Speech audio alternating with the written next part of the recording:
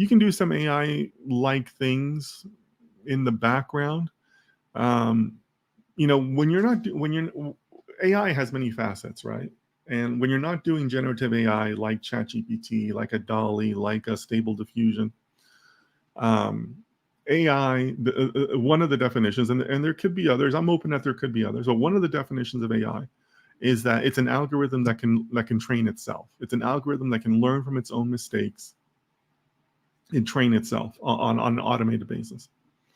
So in theory, you could have a machine learning algorithm that has a feedback loop that trains itself and creates its own training data set. It uh, runs through its own training cycle with its own number of epochs, does hyperparameter searching, all that stuff.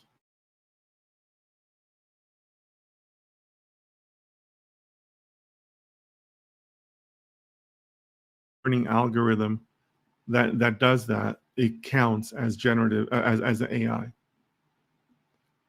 So could they be doing that in their algorithms for the vehicles? Yeah, they could. They could be doing that. It's not very practical, right? Because you're probably not going to be doing that at the car level.